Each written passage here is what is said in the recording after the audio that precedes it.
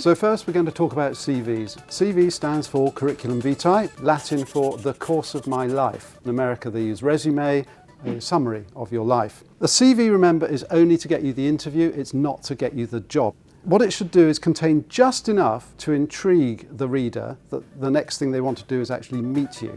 So the 3 points we're trying to get over in a CV are that you take responsibility, you achieve things, and that you're nice to have around. But first, let's hear from some of our students. I definitely like to kind of steer my career in a more creative direction where I'm less restricted by corporate boundaries and I can be a bit more creative in my approach to my work. Last year I took the decision to leave my job in finance and pursue a master's in neuroscience. It was a bit of a risk at the time and it's never nice to stop making money. As well as fashion, music is something that I'm really enthusiastic and passionate about. I've performed with choirs at the Brit Awards. I've performed in front of Meghan Markle and Prince Harry. My biggest achievement was working with a big US bank on their Brexit project during my summer internship.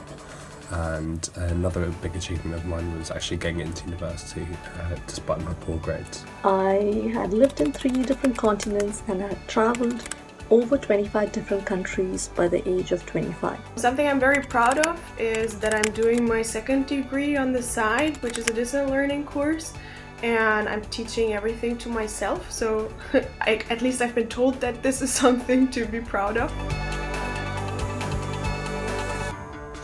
So, CV, the main rule is to think about the reader. Think about the person on the other side. It could be a wet Wednesday night and they've got a column of 80 of these things to get through, and they'd really rather go home now than be in the office, and they've got to work through them. So it's that first no more than 2 seconds that someone's going to read them. So they're going to glance, let's just pick this one, and what you want is the person to say, oh, okay, that looks good, rather than the heart sink, too much to read sort of stuff. So thinking about the reader, what we want on here is evidence, not assertion.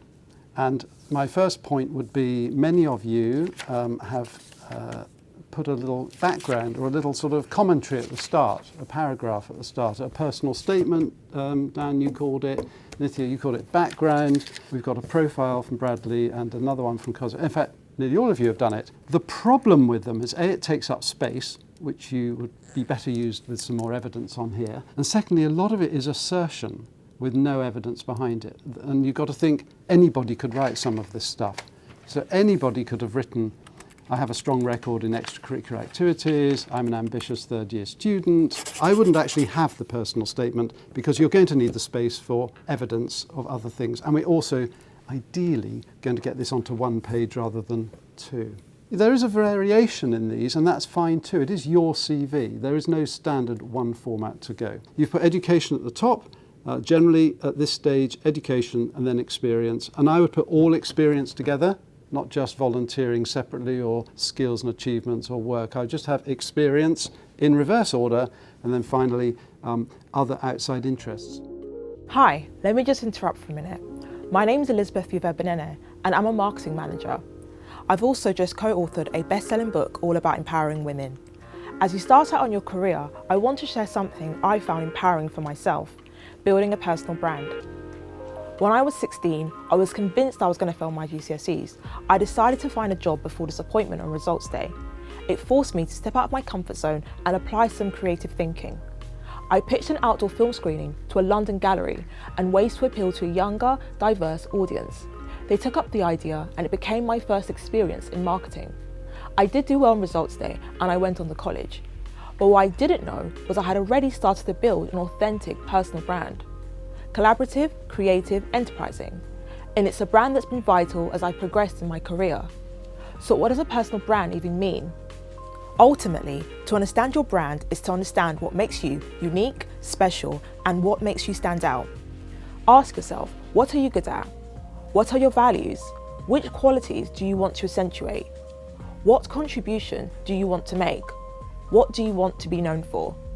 That's something that you should start thinking about as you sit down to write your CV and start applying for jobs.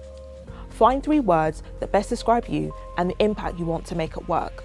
Yes, it's a bit about marketing yourself, but it's also a self-reminder of who you are or want to be. I've heard people say, if I'm good at my job, then that should speak for itself. And that's true.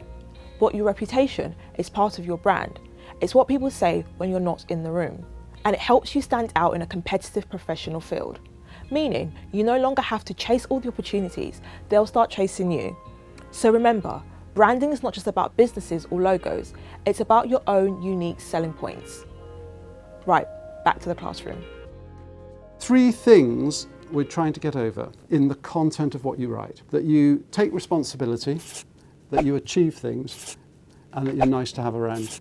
That's why I would employ you. So in all the bullet points, a great way to write them is to actually start them by saying responsibilities included or achievements included. We don't want process. Process is boring, actually. And also it doesn't tell me if you spent 10 minutes producing the annual report or 6 months and who you presented the annual report to. Here's pick up one here, attending team meetings. Well, that's what you do as part of the job. But what was the outcome? Did you write the minutes? Did you arrange things? What did you achieve? Because that's the only reason people pay you, is that you achieve stuff. So you could just say, key responsibilities included X, Y, Z. Included means there's so much I could write to you about. But remember that point? We're trying to intrigue people.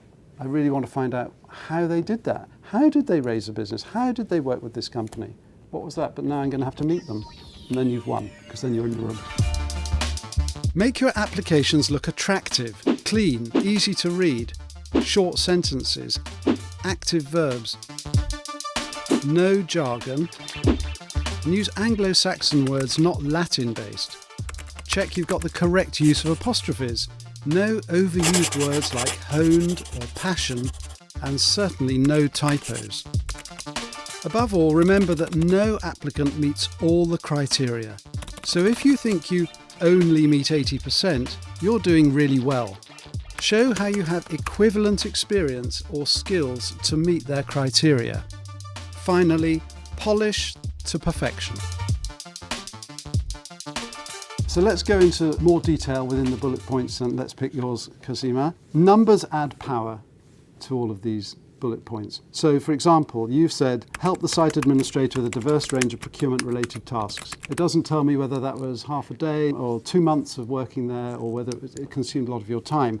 If you told us what sort of tasks, what the values were, even rough ranges of values, when you talk about wrote a technical manual, who is now using that? Has that been implemented and rolled out to the rest of the company? What happened with that? What was the achievement you got there? Wrote a research report for somebody. Again, kind of give us a length of how long it was, who it went to, who you presented it to. There was one over here, organised a charity event, which is great because especially with students, there isn't a lot of work experience, but there's lots of other stuff you've done, to raise money for underage refugees. Brilliant. Great things to have done. Tell us how much money. And it doesn't matter if it was $50, $500, $5,000 or whatever, because getting people to part with money is pretty difficult, usually.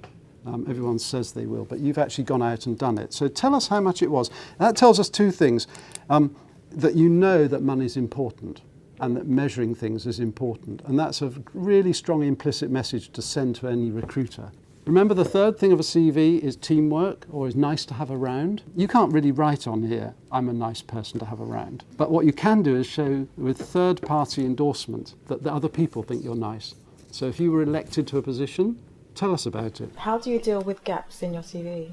Every employer recognises that you're human beings. People get ill, you have to look after other people who are ill, you might have been travelling, it's fine. But explain what happened. We want to make sure you weren't in jail. Even with travelling, like if you take a gap year, you can make a big virtue out of it about, I visited 17 countries in 3 months, I photographed 4 active volcanoes, whatever it was you did, I swam in 4 oceans of the world. This third section, which is it's classically interest, community activities, social activities you do, try to avoid things that we all do, like reading, going to cinema, cooking, socialising, using Facebook or whatever it is, and focus on something that's going to start a conversation, something common that's not about the job that you can talk to the interviewer about. Any good interviewer would spend a couple of minutes warming you up anyway and say, oh, I see that you've driven a car to Ulaanbaatar. Tell me about that. How was that? I've never been to Mongolia, so how did that go? Are there any major red flags you'd say we should avoid having on our CV? We don't need to know about your clean driving license or your Microsoft Office skills, because everyone has those, or if they don't, you're probably not applying for a driving job anyway. Minimise to just exactly what is needed here. References available upon request, waste of ink, we know that. Don't bother putting that on there. And remember, there's all that discrimination legislation, so we don't want to know about age, marital status, sexual preferences, or any of that stuff. It's not appropriate, it's not relevant. So in summary, people read their CVs as like a capital letter F down the side and across the top to get your name and somewhere in the middle. That's about 1 or 2 seconds to read that. And when they read that, they want to pick out that you are someone who takes responsibility, you achieve things, and that you're nice to have around. So I want some very strong words down the left-hand side. Elected, awarded, presented, responsible for, those sorts of strong words. And you can make it shorter and cut out all the process. Overall, it's something that everyone can learn to do well.